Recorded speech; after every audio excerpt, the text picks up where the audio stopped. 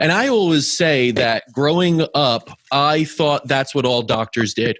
I thought they went around the world and learned about these things like you did and went to these different places. And I was sorely wrong when I grew up to learn that it's mostly about specialties and you stick to that. You usually don't go outside of that too much. But it's an indoctrination process. Yeah. He said he had to basically deprogram his mind from all the medical school and everything and work backwards and then start gaining onto it, right? But I do know that there are two things that really helped was his curiosity, I think, and his ability to go with the flow. He tells of a story of just hearing about some, conference going on in Paris that was supposedly the next acupuncture or something. He just got in a plane. He said, all right, let's do it. Just cancel my things. I want to learn about this, right? Smart man. But not many people do that. I guess what I'm saying is if you're going to follow into this holistic route of things, of truly being curious about what's out there and healing, do you have to have this truly open mind to it? Is that what holds back holistic health right now? That too many of us have blinders on and won't look beyond? Yes. Yeah. Our whole education system teaches people what to think. It does not teach people how to think. I got so frustrated in school because teachers could not answer my questions or I got ridiculed. The same thing happened in a Christian church. 1 minute they're telling us that God is love and the next minute we're singing Onward Christian Soldiers Marching Off War with the cross of Jesus going on before. So even in my 8-year-old mind, I'm like, this does not make any sense. And if this is God, I'm scared to death. And when I couldn't get my questions answered by adults, I became even more concerned because I'm like, if I'm 8 and I can figure this out, what's wrong? These people have cars and fly airplanes and, run military organizations. I was scared. It wasn't until I got to the monks that I really got my questions answered. And by the time I got to the 10th grade, I did the first 3 months of the 10th grade. And I just said, I can't do this anymore. And I've got the skills to make a living. I was working in a mechanic shop when I was young to make extra money for, hopping up my motorcycles and whatever I wanted to do.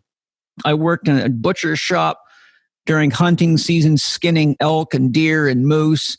I did all sorts of odd jobs, any spare minute I could get off the farm. I was effective at welding by the time I was probably 17, to trade school to be automotive and industrial repair through the Canadian system. When I was 18 and did extremely well, I got 98% average on my testing. I worked as a machinist. I've done a lot of different jobs. I built my own race car engines, my own roll cages. So, by the time I was in the 10th grade, I had zero concern as to whether I could go out into the workforce because I'd already been working on a farm with the responsibilities of an adult doing adult tasks.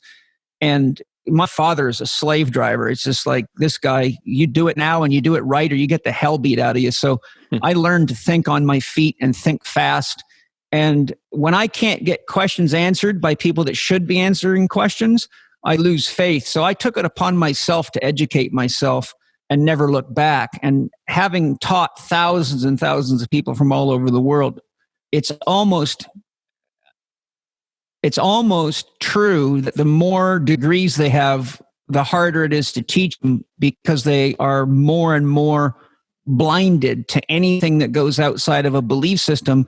And it used to amaze me that I'd work for professional sports teams and look at the cases of athletes that are making $150,000 a game, and the doctors are doing the same things over and over again, even though it hasn't been working for 3 years. And I'm like, and then I would figure these guys out sometimes in as little as 10 minutes. And the doctors and therapists would be looking like me, how in the world did you figure that out? And oh my God, we never had any idea that could cause that. Mm-hmm. And so they would ask me, how do you know all this stuff? And I would look at them and say, I have a question for you. Why don't you know? Because I learned this studying your journals. Mm-hmm. The difference is you have a bias towards chiropractors or osteopaths or physical therapists or acupuncturists, and I study everybody's journals. In fact, I used to subscribe to 36 journals from around the world and pay researchers to read for me and to highlight key articles. I would tell them what topics I was interested in. I had 2 researchers that were doing nothing but researching and reading for me. And each day they would put a stack of journals on my desk that were tagged and highlighted so I could know which abstracts to read, which articles to read, so I could quickly gather lots of information. And, having studied exercise very, very extensively and taken training in medical exercise therapy through the Norwegian system, which is very comprehensive, I would look at the designs of a lot of the studies being published in medical journals that were saying exercise won't help back pain and things like that. And I'm look, no wonder you don't even know how to design an exercise program. You don't know anything about acute exercise variables. This research is not even worth the paper it's written on.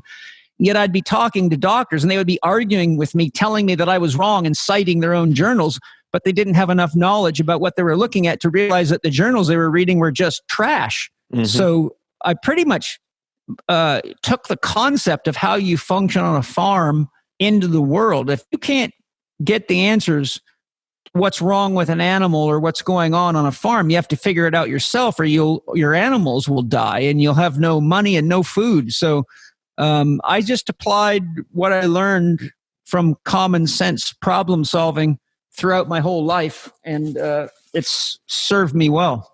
Yeah, no, I mean, nature has all the answers, right? We try and bring things into a lab and say that's where we'll find the answers. But I think Einstein and all of them would say that nature is what has the answers.